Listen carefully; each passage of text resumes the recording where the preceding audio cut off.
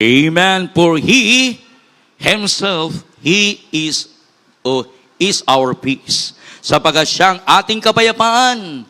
Kaya hindi alliance, hindi politika, si Jesus lang ang tunay na kapayapaan. Palakpakan po natin ang ating dear Jesus. Without Christ, temporary peace. With Christ, eternal peace.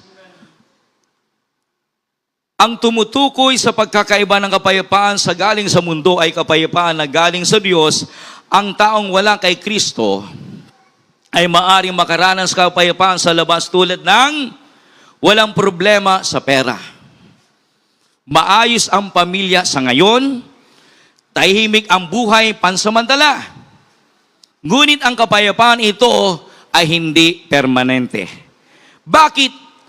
Dahil ang mundo ay hindi stable. Ibig sabihin, ang kapayapaang walang Kristo parang hangin. Nandyan ngayon, pero madaling mawala. Bakit? Siyempre, kapag binuksan mo, naka-on, may hangin. Pag pinatay mo, wala na yan. Everybody shall praise the Lord. Ganun po, mga minamahal, ang tinutukoy na without Christ, temporary peace. Ngunit po, mga minamahal, ang sinasabi na with Christ, eternal peace. Walang hanggang kapayapaan. Kapag si Kristo, kapag ang ating pinakamahal na Panginoon Jesus, nasa buhay mo, lahat na may Kristo sa puso, magsabing, praise the Lord. Amen. Kapag ikaw ay may Kristo sa puso, may kapayapaan ka kahit may problema. Lahat na may problema, magsabing, praise the Lord. Amen. Bilang mananampalataya, kahit nasa katotohanan na po tayo, nakakilala po tayo sa ating mabay na Diyos, minsan nakakaranas po tayo ng problema. Ngunit ang problema na iyan, kapag ikaw ay nakay Kristo, kahit may problema ka, mayroon pa rin kapayapaan. Everybody shall praise the Lord. Amen. Yung po ang pagkakaiba. Kapag si Kristo ay nasa buhay mo, kapanatagan kahit may unos. Bisa sa buhay po natin po mga minamahal bilang mananampalataya, kung kailan ka nagpakainit, naroon din po ang gawa ng kaaway. Gusto kang ibagsak, kung gusto kang hadlangan sa paglilingkod mo sa Diyos. Kung kailan ka nagpapakainit, grabe naman po ang gawa ng kaaway. Ngunit tandaan po natin, kahit mayroong unos sa paglilingkod po natin, mayroon pa rin tayong kapayapaan sapagat ang Diyos ay nasa atin. Everybody shall praise the Lord. Kaya alam po ninyo, yung mga banyaga, yung mga ibang lahi, nagtataka po sila, bakit ang mga grupo ng Jesus Miracle Crusade International Ministry, sa kabila na sila po'y nakakaranas ng mga pagsubok sa buhay, kahirapan, problema, kalungkutan, imbis na sila po'y manghina, manglulupaypay, tumalikod, nananatili sila masigasig, mainig, bakit ano? Dahil mayroon tayong kapayapaan na ibinigay ng Diyos sa atin. Everybody shall praise the Lord. Amen. Siyempre, kapag may Kristo ka sa puso, kahit may problema, hindi mo tinitingnan ang problema, tinitingnan mo paano mo gawin ang kalooban ng Diyos. Everybody shall praise the Lord. Kaya kapag ikaw may Kristo sa puso, kahit nasa panahon ka ng pagsubok, hindi mo tinitingnan ang pagsubok. Bakit? Ibiblikal. Yung mga naunang mga mananampalataya katulad ni Job, dumaan sa pagsubok, ngunit hindi siya tumalikod, bagkus na tiri siya matatag sapagat ang kapayapaan mula sa Diyos ay nasa Kanya.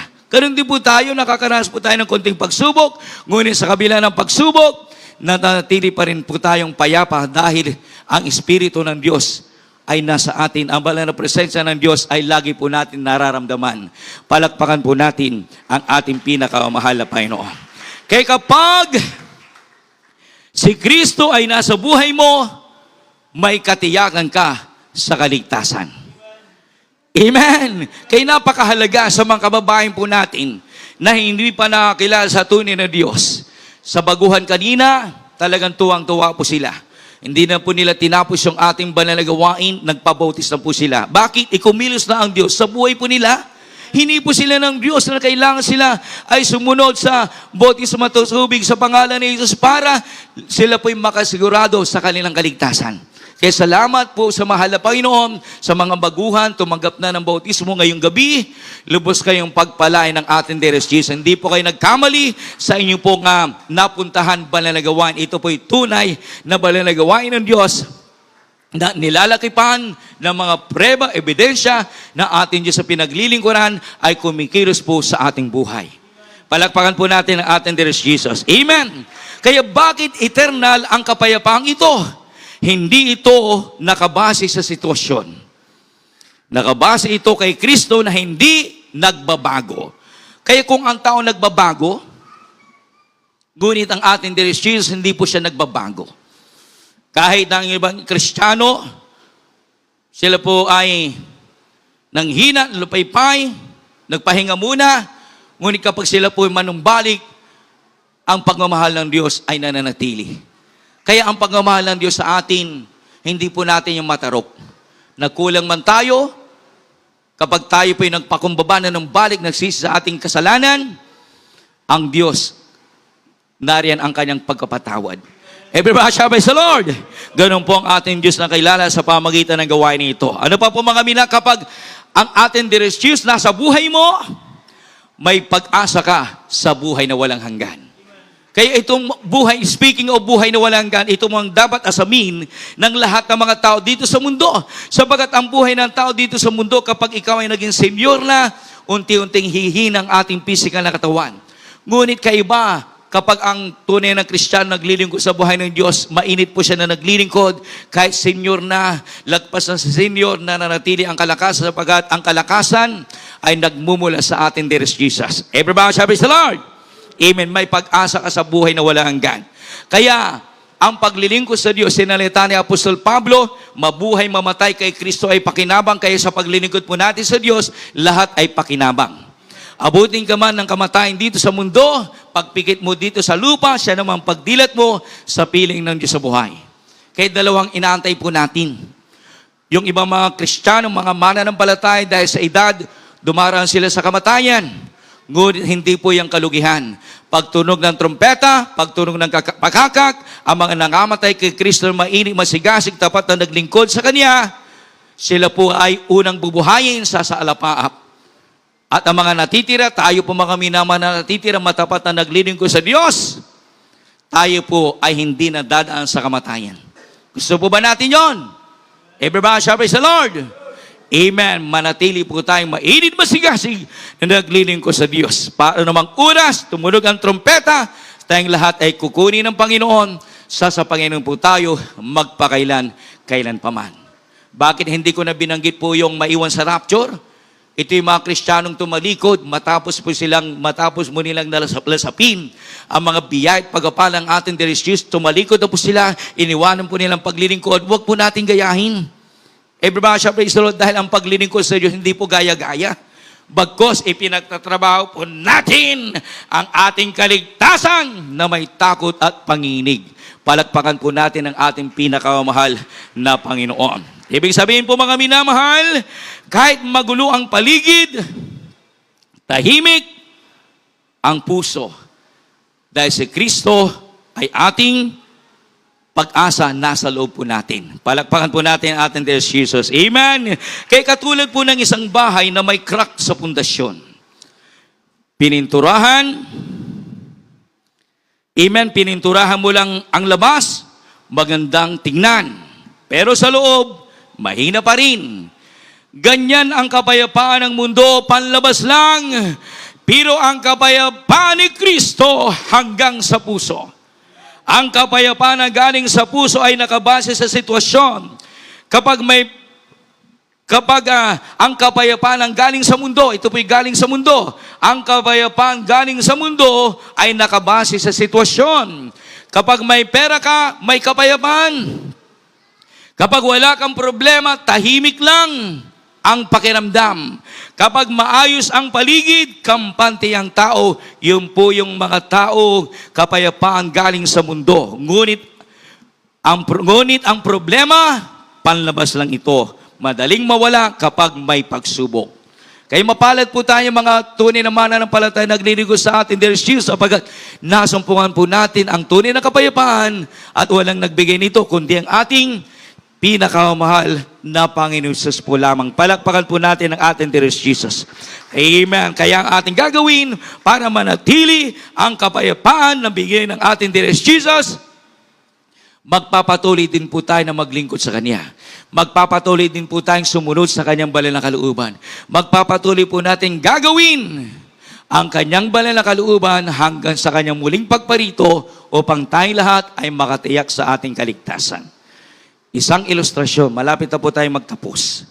Isang tao na may magandang trabaho at buhay. Pero kapag dumating ang problema, biglang nawawala ang kanyang katahimikan. Ibig sabihin, ang kapayapaan niya ay nakaangkla lang ng kondisyon ng mundo. Ngunit ang kapayapaan ni Kristo umaabot sa puso.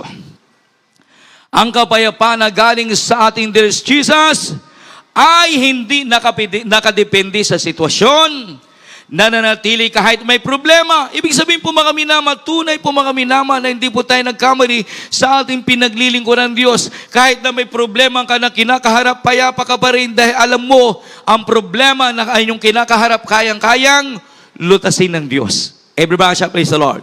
Yung mga nagpatuto kanina, mayroon silang problema. Dahil ang kanila pong karamdaman, taglay, po mga minamahal ay malala na.